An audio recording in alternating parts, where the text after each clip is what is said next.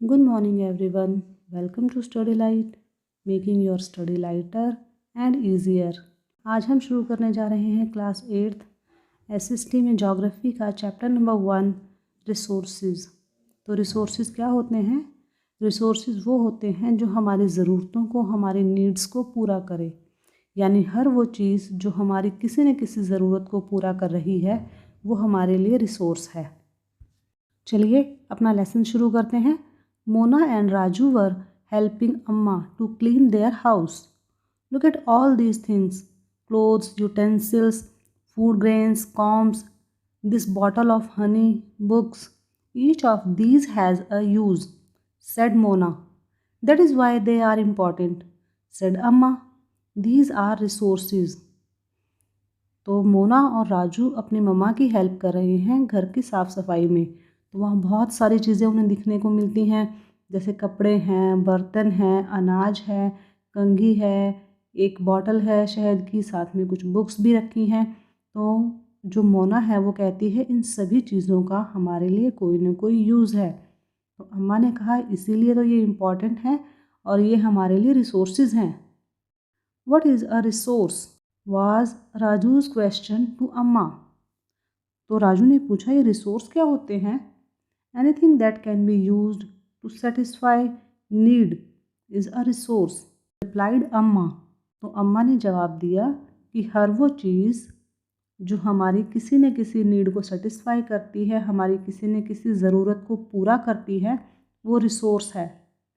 Look around you and observe, you will able to identify many types of resources.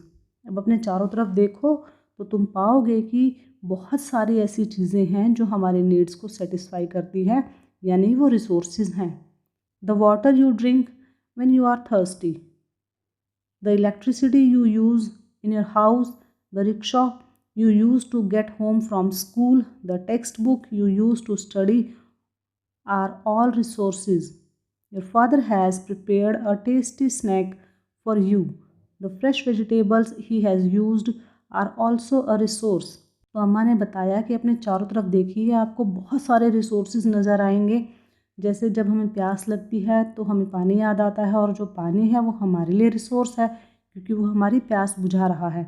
इसी तरह जो electricity है, जो बिजली है घरों की, वो भी हमारी ज़रूरतों को पूरा कर रही है, तो वो भी हमारे लिए रिसोर्स है।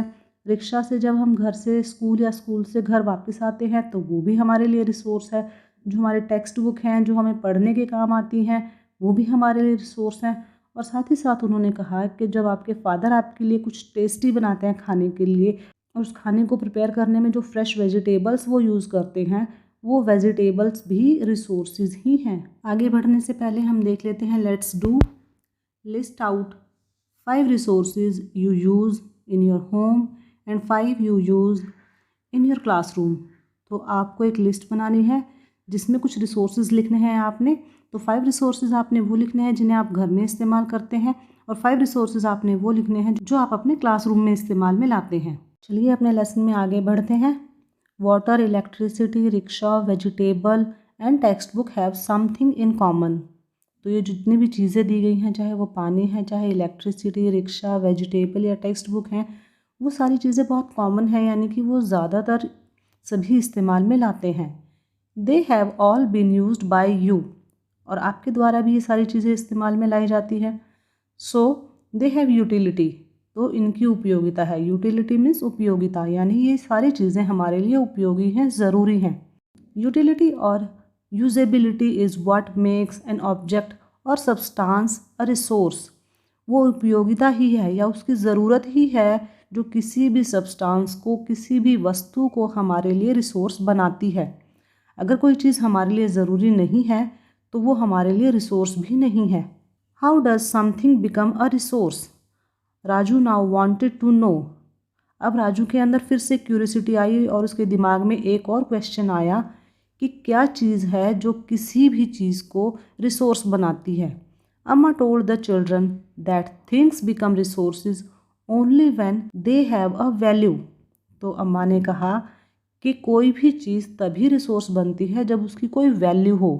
इट्स यूज़ और utility gives it a value, और जो उस चीज़ का इस्तेमाल है, जो उस चीज़ की ज़रूरत है, जो उस चीज़ की उपयोगिता है, वही उस चीज़ की वैल्यू को निर्धारित करती है। वैल्यू मीन्स कीमत। All resources have some value said अम्मा।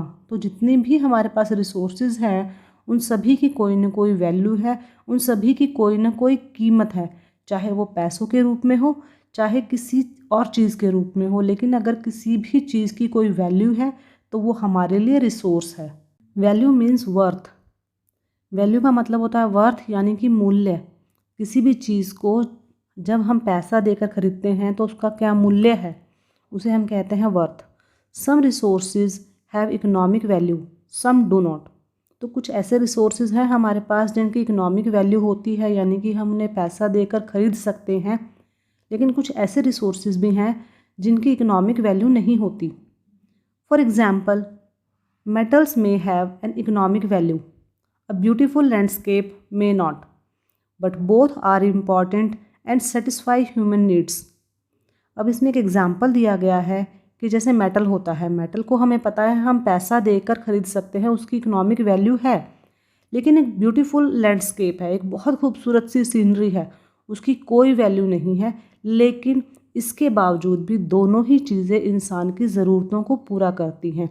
जो मेटल है वो हमें पता है हमारी बहुत सारी ज़रूरतों को पूरा करता है, लेकिन अगर हम एक लैंडस्केप की बात करें तो हम एक या फिर हम एक ब्यूटीफुल सीनरी की बात करें तो हमें पता है हम उसे पैसा देकर खरीद नहीं सकते, लेकिन फिर भी उसकी बहुत वैल्यू है हमारे लिए, क्योंकि हम उसे देखकर बहुत अच्छा फील करते हैं, बहुत पॉजिटिव फील करते हैं। बहुत बार डॉक्टर्स भी कहते हैं कि अगर आप बहुत बीमार हैं तो घर में मत बैठिए, बाहर निकलिए, कहीं घूम कर आइए। वो इसीलिए कहते हैं ताकि जो हमारा मूड है वो फ्रेश हो जाए, हम एनर्जेटिक हो जाए, अगला काम करने के लिए पावर मिले। तो ये हमारी इमोशनल नीड को पूरा कर रहे हैं। Some resources can become economically valuable with time. Your grandmother's home remedies have no commercial value today, but if they are patented and sold by a medical firm tomorrow, they could become economically valuable. अब बहुत सारी ऐसी चीज़ें हैं जो अगर आज valuable नहीं है, लेकिन हो सकता है कि वक्त के साथ समय आने पर वो इकोनॉमिकली वैल्यूएबल हो जाए। अब जैसे कि यहाँ एक एग्जांपल है कि जो हमारी ग्रैंड मदर की जो होम रेमेडीज़ होती है, या कहें कि जो हमारी दादी माँ के नुस्खे होते हैं छोटी मोटी बीमारियों को ठीक करने के लिए, हो सकता है आज उनकी कोई कमर्शियल वैल्यू ना हो, लेकिन इन फ्यूचर अगर हम उन सारे फार्मूलाज को पेटेंट करवा दें, यानी अपने नाम पर रजिस्टर करवा लें, और वो चीज़ें बाद में मेडिकल फर्म्स के द्वारा बेची जाएं, तो उनकी इकोनॉमिक वैल्यू हो जाएगी, यानी कि उससे हम पैसा कमा सकते हैं। लेसन में आगे बढ़ने से पहले देखते हैं ग्लोसरी। इसमें पेटेंट का मीनिंग दिया गया है, वो हम देख लेते हैं। Patent, it means the exclusive right over any idea और इन्वेंशन। यानी कि कोई भी आइडिया है अगर आपके पास, कोई भी अगर आपके पास इन्वेंशन है तो उसके ऊपर आपको एक्सक्लूसिव राइट मिल जाएंगे, यानी वो आपके नाम पर पेटेंट हो जाएगा।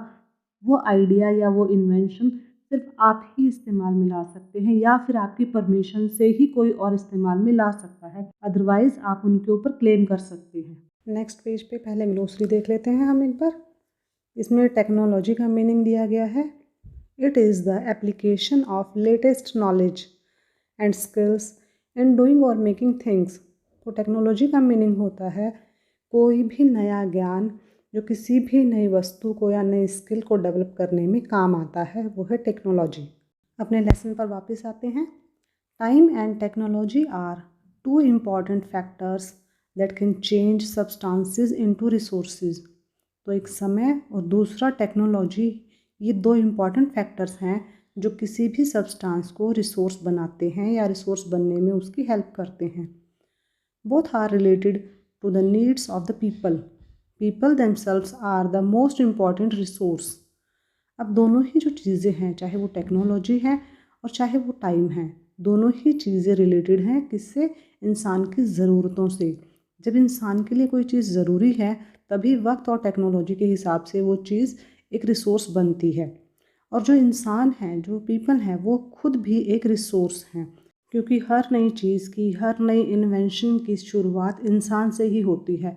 इंसान अपना दिमाग लगाता है तभी वो किसी न किसी नई प्रोडक्ट को इन्वेंट करता है, टेक्नोलॉजी का इस्तेमाल करता है और टेक्नोलॉजी को आगे बढ़ाता है।